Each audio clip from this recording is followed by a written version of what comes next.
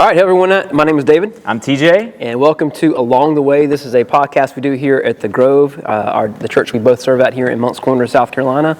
And we're just so pleased that you're joining us, whether it's your first time or your 26th time. We're on episode 26 now of doing this podcast. And it's just a fun thing for us to do. This is very similar to kind of, any conversation that TJ and I might have when we're talking about the Bible or we're working on sermons together. Just talking about issues of faith, and we just are glad to include you in the conversation. Absolutely.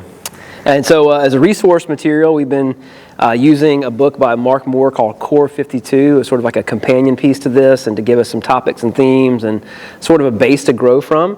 And trying to pick out themes and topics from that book that correspond well with the sermon or the sermon series that we're doing. And so right now, here at the church, we are in the midst of talking about the book of Psalms and focusing on different types of Psalms. And so this upcoming Sunday, the sermon's all about God's faithfulness and how God is our rock and our refuge and our shelter and our fortress. And so I thought an appropriate topic from the book to pair with that would be this theme of rest. So you feeling very rested today? I don't think I ever feel rested anymore. TJ sent me a text last night at what time? Was it 10:30? It was like I got there at 10:36. Like, who's up for a workout with the image of Planet Fitness? Yeah. And I said, man, my phone just told me I need to go to bed. So I don't know how much rest he's got coming into this, but hopefully that workout gave you some energy. For sure. So tell me the theme of rest. And rest from a biblical and spiritual perspective is very different than just making sure you get enough sleep, but although that's a part of it too. So just kind of a way to kick off the conversation, I asked TJ earlier, what are some ways that you tend to relax or unwind or decompress? Maybe some ways that maybe aren't typical or normal for other people, I don't know. Yeah, I think one of the ways that we do that is pretty typical for everybody is like we find TV shows to watch. We just finished season 2 of Beast Games, which is like Is that Mr. Beast? It is. Okay. I don't love game shows or whatever, but it was highly recommended to us by our good friends the Ortons, so we watched it and we got into it, and it was just like it's kind of like this thing at the end of the day, like when Brooks is in bed, we look forward to it, and then there's several nights in a row where we were like, just one more episode, Yeah. And so we paid for it the next day, but really finding a cool show that we can watch together. And it kind of sounds like the opposite when I say the gym has been this for me lately, but I've been going to the gym at night after my son goes to bed. There's hardly anybody else there, and sometimes I'll put my AirPods in and put it on noise canceling mode, but not listen to music. Okay. So like I'm just in my own world, like in the zone. And while I'm working, like my body, I really have time there, I feel like, in the quiet to kind of think about my day and my life and things. Yeah, that's cool. When I think about TV, I love detective shows, and so if I'm watching a detective show, I can't say that's necessarily, it's enjoyable, I don't know if it's relaxing, because my mind is spinning, and I'm trying to work out the mystery too, but like mindless entertainment, like Eric and I like watching American Ninja Warrior, and that's just kind of fun and exciting, and you can appreciate people's athleticism, so that's as far as TV shows go, I guess, definitely not watching sports. I love watching sports, but that is not relaxing for me. I get way too keyed up, especially if one of my teams are playing. Some things that help me relax, I love like word games, so crossword puzzles or some of those word games on the New York Times website, that you can play. Watching Jeopardy, I'm a trivia nerd. We've talked before about just being on a trail, whether that's hiking or running, is very relaxing for me. And of course, drinking a cup of coffee early in the morning, especially if I got nowhere that I have to be. And I can just kind of be unrushed and unhurried with that. So, but yeah, there's some things that I think bring us a sense of calm and peace and kind of relax us and kind of help us unwind at the end of the day. I was thinking about this many years ago when I was still a youth pastor back in Georgia. There was a man in our church, and we led a boys D group together, discipleship group, and so we had these group of middle school boys that we were discipling, and anyway, so his name was Steve, and Steve had a routine at the end of the night. He said that he kind of felt like all throughout the day he felt like he was a rope, and he said that he felt like a rope would just kind of get unwound and frayed at the end, and so every evening he would go out on his back porch and just spend time, not necessarily doing a devotion or even like closing his eyes, dear God, beginning a time of prayer, but it's just a time of quiet, seated outside before God. And he said for him, it was like the rope being rewound again, like things being brought back under control and like regaining a strength. Now, that image that Steve shared has just always stayed with me this many years later. Well, our question today is how do we find rest? Beyond just some of these techniques or strategies that we have, and I'm sure you probably have to relax as well, what does the Bible say about where we find our true source of rest? And you want to read the scripture that pairs up with it? Yeah, he brings in from Mark chapter 2, where Jesus says, "The Sabbath was made for man, not man for the Sabbath. So the Son of Man is Lord even of the Sabbath." So Sabbath is definitely one of those biblical words that if you've been in church for any length of time, you've probably heard before. But if you're new to the faith or new to church, it might be unfamiliar with you. But Sabbath refers to that day of rest that God himself instituted during the creation story. The creation account in the book of Genesis says that God created the entire universe within 6 days, and on the seventh day he took time to rest. And it wasn't because God got worn out or tired or just really needed a break. What God was doing in that process was modeling something for us. He was modeling for us that as his creation, he created us intentionally with limits. We just can't keep going all the time, doing without ever having any type of break or time off. And that's really hard in the world in which we live, which is so consumed with time and efficiency and productivity, and I'm guilty about that. I think about those things a lot. Not that I'm always the most efficient or most productive with my time, but I can feel that pressure. Like, I hate being late. I hate it when other people make me late. Oh, yeah. I hate it when y'all show up for church late. No. I feel that pressure of time. Oh, absolutely. I mean, sometimes I'll get sucked into like TikTok and doom scroll for a little while, and then I just feel so icky about all the time that I wasted doing that. I could have been so much more productive, like around the house, or I don't know if you know this, I'm writing a children's book that I've promised like a deadline. Is this the corgi? Yeah. Oh, okay, cool. Yeah, undercover corgi. Yeah. Like there's just anything. Like I could have been so much productive with this, and I think we're all guilty of that from time to time. So I'll admit that intentionally finding time to rest isn't something that I think is. It's definitely not prioritized in our culture, but it's also something that doesn't necessarily come natural to me. Well, I think we both read the John Mark Comer book, Practicing the Way, and the Ruthless Elimination of Hurry. And in both those books, he talks about the practice of slowing as a spiritual discipline. Right. And that was a tough section of the book for me to get through, both times in both books when he kind of references that, because if you ever see me walk, I mean, I got short legs, but I'm a fast walker. In fact, my family's always after me to slow down. We're going places, especially when our kids were little and we go to amusement parks. Like, Erica would make me walk with Emma, our youngest, just so I couldn't go too, like, I'd be dragging her along the ground if I went too fast, you know. But, so I am actually intentionally, or trying to be more intentional about that, because me at my worst is I'm the kind of person that if I'm approaching a traffic signal, and I will like see how many cars are if like it's 2 lanes, like how many cars in this lane, how many cars in that lane, what kind of cars are in that lane, do they got some souped up engines, are they going to take it off the line? And the fact that I'm thinking that hard about it shows that I've got a problem with slowing down. Or going to check out in a grocery store and examining like how many items they have in their cart, you know. And I'm so bad, I'm so competitive that sometimes I'll get in one line and then I'll clock where I would have been in the other line.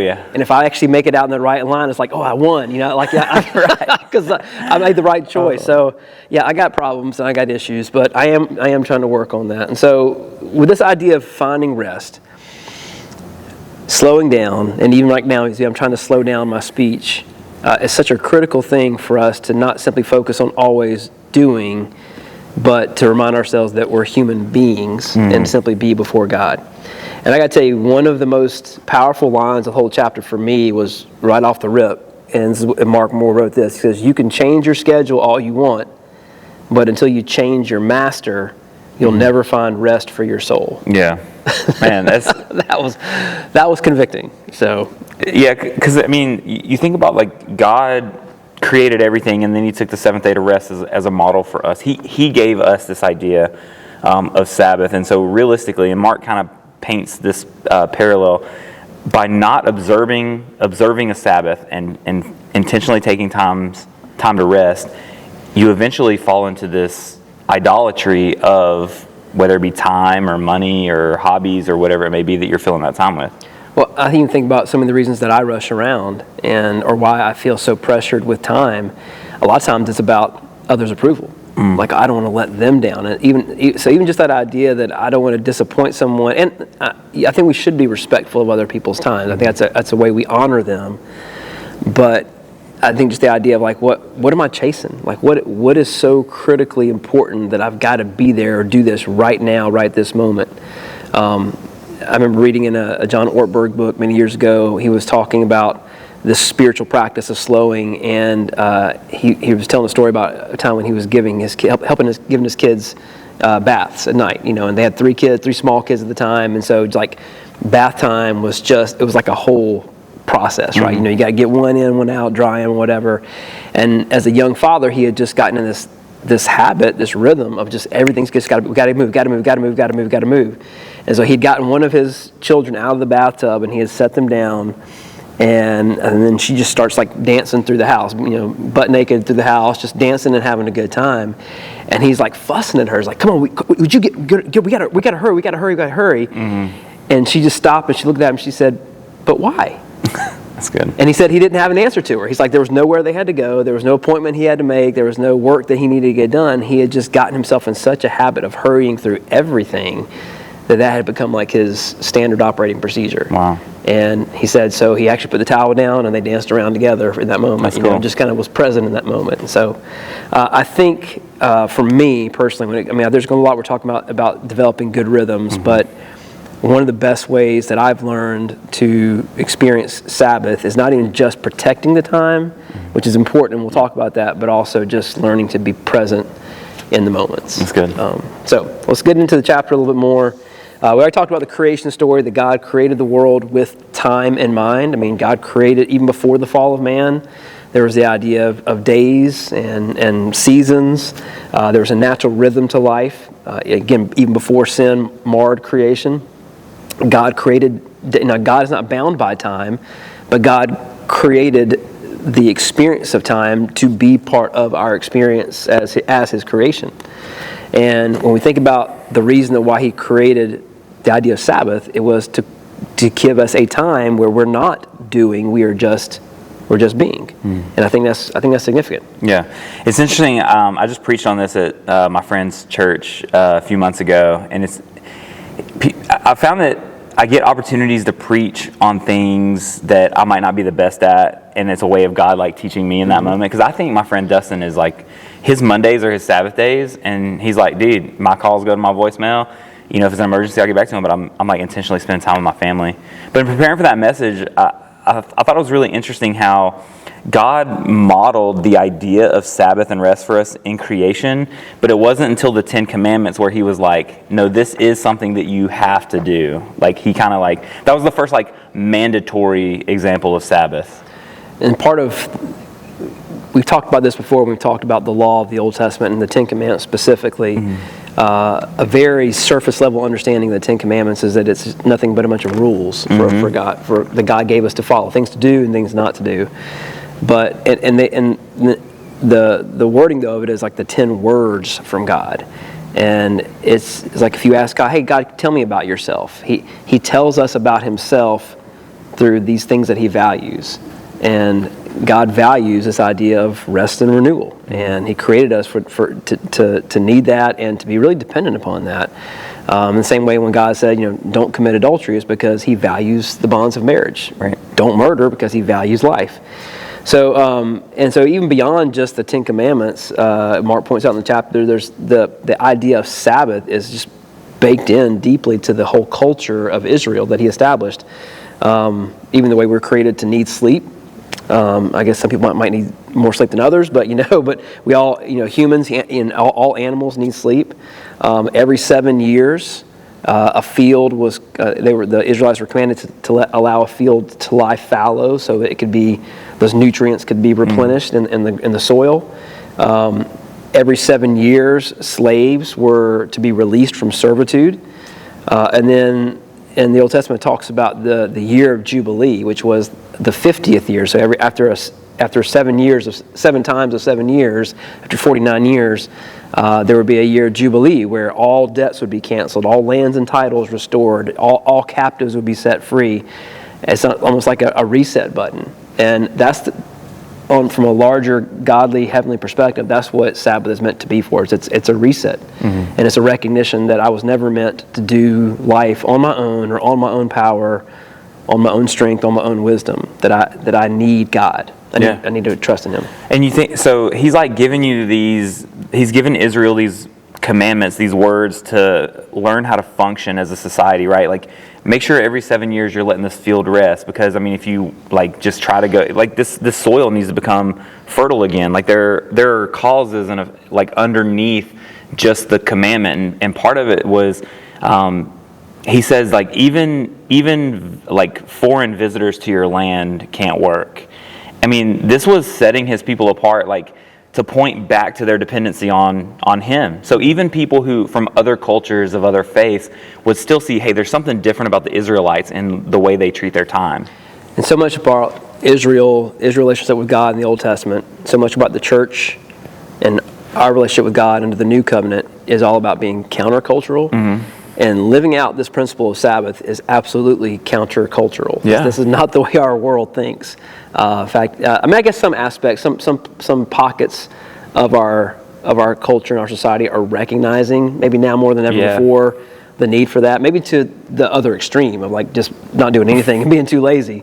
So there's definitely a balance to it, because work, just as much as Sabbath is a spiritual discipline, so is work. Mm-hmm. And work is the way we glorify God. So I think a lot of times that people hear like the need for rest, they'll expression, well, I'll sleep when I'm dead. I'll rest when I'll rest when life's all over. And so I think there are sometimes people struggle with, well, what's the why behind this? Like, am I really going to be better or at my best if I stop doing? Mm-hmm. Because in our minds, sometimes that math doesn't equate. Like, well, if I got 7 days when I could work, doesn't that automatically mean I'm going to be, that much more productive than just working 5 or 6 days? And the reality is, no, you're not. It's not true. Not even just from a biblical, spiritual perspective, but just from a empirical evidence perspective. Yeah, the science proves that, and Mark points it out, that once you work over 50 hours, your productivity plummets. I mean, it is. It's scientifically proven that all of this work, all of this stress, all of this go has adverse effects on your health. And so the phrase, I'll rest when I'm dead, I mean, yeah, you're going to rest sooner than later if you don't slow your roll a little bit. Yeah. And there's a book that I read recently called At Your Best by Carey Nieuwhof. And then he talks about your green zone, your yellow zone, and your red zone. Like certain times of the day when we're most effective, and the things that matter most, like writing a sermon, that's something that I would want to do during that green zone time of my day. And so one of the things I've learned about myself, I'm definitely by nature a morning person. I don't think I've ever really been a night owl. When I was in college, I think I was just in that season of life where that happened. But I've had a lot of times where maybe I've gotten behind in that week, and so I'm working on a sermon late at night. And I'll be sitting there at the house trying to type something, and I'll write out a sentence, and I'm like, I have no idea what that means. I'm like, I probably need to stop here, because if I don't understand what I just said, and I try to get up there and communicate that to our people, that could be messy. So I think the military has this expression, slow is smooth, and smooth is fast. Mm-hmm. And a lot of times in life, when we are just rushing, we're not, or because we've overworked ourselves, we're not as alert or as present as we should be. We end up multiplying work for ourselves. We end up having to do something over again, redo it, because we weren't as focused and as alert, as present as we should have been the first time around. He points out that our mind, not just our minds, but our emotions, and definitely our physical bodies, need to ruminate, to reflect, to recover, to reorganize. And I even like the word remember. When we think about remember, just like I have to bring something back to mind, but I like the idea of to bring the members of my body all back together again, to remember us, because my mind can be scattered and my body can be depleted, and so I'm bringing it all back together again. And whether that's a full day or whether that's pockets of different days throughout the week, moments, mornings and evenings, times of reflection, I think all of that can be critically important for us. Yeah, that's good. I like that. I've also been, and you talk about this is like even people outside of the church and outside of necessarily faithful people recognize this. I've heard over and over again from top level athletes. You see them interviewed on different places, and they talk about the number one thing that they've learned to prioritize so they can stay at that peak level of performance is their rest, intentional rest. LeBron James is 41, 42 right now, still playing in the NBA. Yeah. Tom Brady, he's not my favorite football player, played until he's 44, 45, and and they've got nutritionists and things like that, and all the money to be able to afford that. But over and over again, I've heard not just them but others talk about the importance of making sure if I want to be at my best, then I've got to make sure I'm getting all the rest that I need. So the fourth commandment in the Ten Commandments was to remember the Sabbath and keep it holy. And again, the Lord, in giving us these commandments, was telling us the things that He values. God values not only our need for rest, but the fact that we seek our rest and our renewal from Him. And I had not thought about this before, but He talked, in that portion of Exodus chapter 20 where we see the Ten Commandments, He says the two commandments about idolatry and Sabbath, 2 out of the 10, so it makes up 20% of the 10 Commandments, but more than 60% of the text in that part of the Bible is God explaining those specific two. And so, a lot of the commandments, He says, do not commit murder. That's pretty straightforward. But on the ones about idolatry and the ones about Sabbath, God takes time to explain the whys behind it. And He spends some time, there's a link between idolatry, which you already pointed out, idolatry, and our need for Sabbath. Yeah, that actually only highlighted one sentence in the whole chapter, I think, and it was typically the commands regarding the Sabbath and idolatry are violated in tandem. And I think it's just what I kind of mentioned earlier, and I did because that's on the forefront of my mind from this chapter, just how this idea of rest completely goes against whatever it is that you're chasing after, right? If it's money, well, that doesn't make sense. If I work more hours, then I'll make more money, or fill in the blank with what if I sign my kids up for more lessons, then they'll be better at this sport. Fill in the blank with whatever it is, but that was pretty striking to me. It's one of those things where it just makes sense. I've just never heard it put that way, and He connected two dots. The old preacher expression, it's often, preachers like to use alliteration to help you remember things. And the old preacher expression, when you're trying to encourage people to be good stewards, he's like, you talk about your time, your talent, and your treasure. With idolatry and with this idea of Sabbath, we're really focusing on two of those T's, the time and the treasure. And what you tend to treasure in your heart is not only where you put your money, it's also where you invest your time. And that's the point. That's the larger point that I think Mark is making here in this chapter. So when we think about this idea of honoring the Sabbath, we clearly see something that God values, He teaches, He's modeled for His people. But then we turn the pages into the New Testament, and we get into the Gospels. And of all the things that Jesus found Himself in conflict with the teachers of the law about, particularly the Pharisees, the idea of Sabbath keeping or Sabbath regulation seemed to be the greatest level of controversy.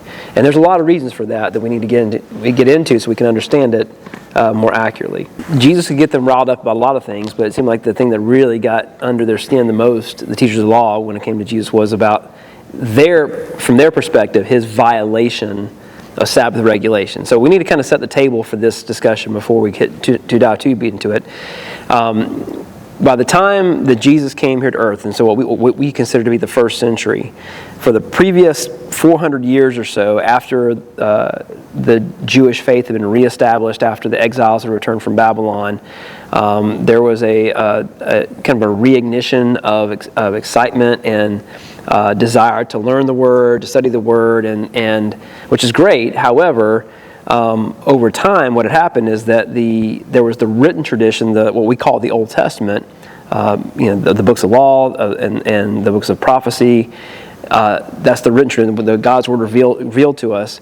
And then there was the oral tradition, and that was the rabbis and the priests that lived over centuries, and they would each read the law and come up with their own personal interpretations of it. And over time, the teachers of the law, which they weren't just dealing with religious matters, they were overseeing and handling civic matters. So if we were neighbors and we had a dispute, we weren't taking it to a court, we were taking it to the rabbi, and he would decide between us. And so they had elevated the oral tradition at almost equal, if not even greater value than the written tradition. So many of the laws they accused Jesus were breaking were not the laws that God had delineated for Israel. It was the personal interpretations of rabbis throughout the century, but they thought they had equal value. So Jesus never broke any law of God. Jesus never sinned, but He frequently flouted the oral tradition intentionally against the teachers of law.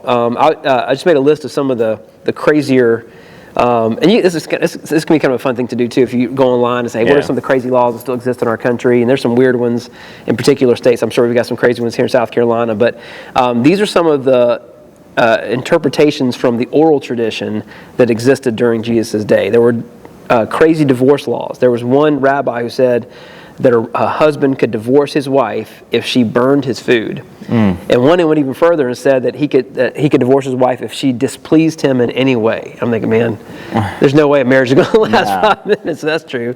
One of the things we see in Scripture, Jesus calls the Pharisees out for the rule of korban. And so this is a practice where you could say, I've got this money, this property, and I've got my parents my aging parents I need to take care of, and I would, but I've already promised this money to the Lord and to the temple. Oof. So I can't take care of this responsibility that I have in my life because I've already promised this over to the Lord, and Jesus called them out for their hypocrisy on that. The Pharisees were meticulous about tithing everything, even down to the tiniest herbs and spices that they owned. They had strict hand-washing rituals that didn't even really clean their hands. They were just more about show and trying to gain attention for themselves. And then Mark mentioned some specific things about Sabbath movement and work. I don't know if you want to share those. I'd have to find them. Okay, well, he said I didn't highlight them. That's right. I thought these were kind of crazy. He said that. Oh, there you go. It starts in the second paragraph. If you could lash your sandals with one hand, that wasn't considered work on the Sabbath. But if it took you two hands to do it, that was too much strain or effort, I guess. You could carry 2 acorns of weight, but not 3. That's crazy. This is interesting. Women were not allowed to look in a mirror because they might notice a gray hair and be tempted to pluck it out, and that would be work. And then just read the whole. You found the one about the chicken and the egg? Just read that whole that paragraph right there. None was as arbitrary as this one. An egg laid on the Sabbath was off limits. Now, you could hatch that egg and eat the chicken, or you could eat the eggs laid by a chicken hatched from the egg that was laid on the Sabbath. But you couldn't eat that egg that was laid on the Sabbath. I mean, that's a whole new perspective on the whole chicken and egg conversation. I don't even really get it. So all these arbitrary, ridiculous, contrived rules, and many of the rules were developed by the rabbis and priests purely for their own benefit. Jesus called them out as well. He's like, suppose one of your own oxen fell in a ditch on the Sabbath. Would you not pull that oxen? Or what if it was your child? Would you not exert the effort to get them and pull them to safety? Right. And he said that after they were being critical of him for performing healings on the Sabbath. And that was the point Jesus was trying to make. It's like you're missing the whole point of what Sabbath is. And going back to the scripture that you read at the beginning, that Sabbath was meant as a gift for man, not for us to serve the Sabbath through these legalistic practices. It was a gift to us. So he performed healing miracles on the Sabbath. He performed provision miracles. And again, it re-emphasized the point that the purpose of Sabbath was created by God. It was meant to be a gift to us, and what that gift is our recognition of our reliance and dependence upon the Lord. Yeah, it was never meant to be another burden that we have in life, and the stress and the anxiety that comes with rushing around and trying to fit as much as we can into our busy schedules. It had become that, the opposite of that. I got to make sure I don't do this, or I don't do that, or I don't say too much, or I don't walk too far. And that was never the intention. That's never why God modeled it for us. It was always to be a blessing for, like you said, a gift for us to rely on Him in that time. And I think that's an important perspective to carry into corporate worship too, because a big part of what happened on the Sabbath. And then as the church began in the New Testament, of course, it was mostly comprised of Jews, and so they would still honor the Sabbath, and then they would worship. They would have worship as we understand it as the church on what we call the Lord's Day, which is Sunday, or what we've understood to be Sunday, and so that worship experience was a part of honoring God on the Sabbath. And yet, I think, if you go back in that legalistic mindset for somebody that was trying to remember all the different rules, all those arbitrary rules, it wouldn't feel freeing and comforting and peaceful. It would feel like a burden. And I think some people have that perception of that's what church is. Well, if I show up for church, I've got to know all the right times to stand up and to sit down and to kneel and to, and so and we try to be mindful of that here. One of the things we try to do each and every week, if somebody walks in here for their very first time, and maybe it's their first time in church, period, is we try to be mindful of like language that we use. We don't want to use insider language that they wouldn't understand. We try to make sure that, just simple things like, hey, let me show you where the bathroom is. Or let me walk you to where our children's ministry area is. We have a person whose job, they're called the children's ministry liaison. And it's simply their job. They're serving in the children's ministry, but they're not working directly with the kids. They're just helping the families get connected and how to get signed in. We try to let everybody know where the communion tables are here and the communion stations we use here. When that basket comes up and down the road, what that's all about. Just all those little things, because when you walk into this house of the Lord, we want you to truly feel like you're at home.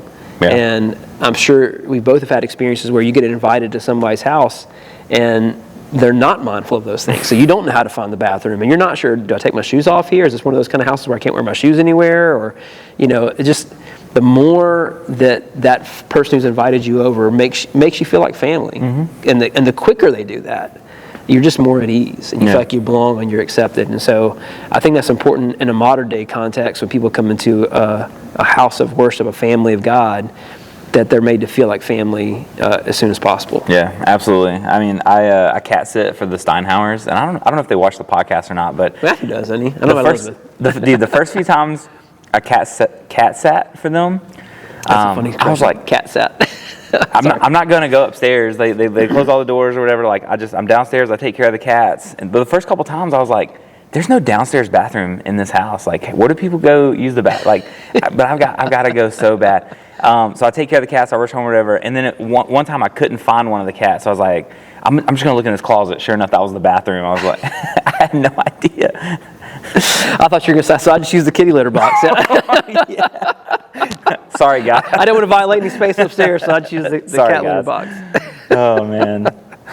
Oh, man. So the idea that, going back to again, Sabbath is not meant to be a burden. It's not meant to be, and even I remember what Jesus said, Jesus' most famous probably verse about how we find rest. He says, come to me, all of you who are weary and heavy laden, and I will give you rest for your souls. Take my yoke upon you. And the idea of the yoke in that culture was like each rabbi's interpretation of the scriptures was called his yoke. Mm-hmm. And so if you were going to be a follower of that rabbi, you would metaphorically take their yoke and put it upon yourself. So you would follow in line with your rabbi. And Jesus says, my yoke is not about rules. Yeah, we seek to be obedient and live holy lives, but not because we think we got to try to please God or earn His favors, because God has already declared us holy. Yeah. And so living obediently should not feel like a burden, but a calling and a privilege. Yeah. So I was thinking about Jesus like being the Lord of the Sabbath. Like all this points us back to our relationship with Him. And so one thing that I brought up when I did get to preach on this was that the Sabbath doesn't look the same for everybody, right? Because like some guys that I know in our church would say that they can hop on a mower and cut their grass, and they're just like at peace. They have that me time. They're quiet. When I'm cutting my grass, dude, like it to me, it's like just this chaos in my head because I want it to look good. I'm not good at it. I know that my weed eaters, I'm gonna have to restring the weed eater every 30 yards or whatever. Like it's so stressful for me. So it might look different to you than it does to me, and it might be it's not a requirement that it's an entire 24-hour period or even the same day of the week, but it is important that you do prioritize it and set it aside. Yeah. I think most of us are more consistent with things that we keep consistent in our schedules. Mm-hmm. So practicing a 24-hour period, and when I say 24-hour, that includes your sleep time in there as well, but a 24-hour period of full and complete Sabbath away from digital devices, doing no real sustainable work, or hard physical effort or work or productive work like you think about. I think that has great blessing for your family. And I've read John Comer's material, and when I see that practice of his life, I was like, man, that is something to aspire to. Yeah. That's not where I'm at. Maybe there'll be a season where I prioritize that more. But one of the things that I do try to do is to create space each and every day where I quiet myself and I quiet my mind. For me, that's the mornings in particular, the mornings for me are very like precious, protected time. I've shared a few times that I'm trying to get better about my nighttime rituals, and I wasn't joking about my watch telling me it was time. I have a bedtime reminder so that I'm not going to bed too late, but also it's a reminder. I have like a very brief, like a little scripture devotional that I try to read at night. I have a nighttime brief time of prayer. Eric and I have been trying to, we pray together in the mornings, but we've been trying to pray together more consistently at night as well, and that just kind of helps settle both of us down. And then just throughout my day, I referenced this bracelet that I wear before that says just be present, and I found that last fall, and because it was something that I've been trying to be more intentional about anyway, and just learning to appreciate moments. Being outside, and we have beautiful sunsets here in the Low Country, and especially here in Moncks Corner, and so just taking a moment I was walking Ollie last night at the park, and it was just a really different colored sky. It was like an orange hazy kind of sky, but it was just a unique look, and just I don't know, just being present in that moment. And I think whether they're full blocks of time that you've protected, or just being more present in each moment to recognize that God's here with me. I don't have to prove anything right now. I don't have to, earn His favor. I can just simply be with Him. I think that's part of how we experience Sabbath too. Yeah, absolutely. I think for me, it's like, obviously digital devices is the hard one for me. So I went through a phase where I was charging my phone in the kitchen so that I wouldn't bring it to bed and then doom scroll until I fell asleep. But like I've got to remind myself, and I'm getting better, that those notifications can be cleared later. There is no notification on any social media. There is no email that I can't respond to tomorrow morning. I mean, thankfully in my line of work there's not. I understand that some people will have that urgency, but just making the mental note that, man, it's the evening. I need to be present with my family in this, or when I'm hanging out with the boys, I need to be present in this moment, and everything else can wait. Yeah. I have one last thing to say to kind of wrap this up. One of the expressions that Comer talks about in his books is about developing a rule of life. And you hear that expression, rule of life, like, oh, more rules, more checklists I got to follow. But just like the commandments from God were not meant to be rules, but to say, it's like a structure, a trellis that we've talked about before that we build our life upon. And in that book where he was talking about that, he said he wrote this. He says, "You will either live by a rule, or you will be ruled." And so we have a choice to make when it comes to pursuing rest and pursuing Sabbath. We can be intentional about it, or we can just hope that it happens. Well, if we just hope that it happens, then it won't. And many times what will happen in your life is that if you need to slow down, your body will let you know, or your mind, or your emotions. You will have a breakdown because you can only sustain so much for so long. So before we get to that point, before we do damage to ourselves, before we do further damage to our marriage or with our kids or our relationships, and most importantly, our relationship with the Lord, let's be proactive, let's be intentional about building times within each day, and then protecting longer periods of time periodically, whether that be every day of the week or one day of the month, where we remind ourselves that that there is a Savior of the world. That job has already been taken. It's not on my shoulders. And that more than anything, God cares far more about who I'm becoming in Him than what I'm doing for Him. That's good.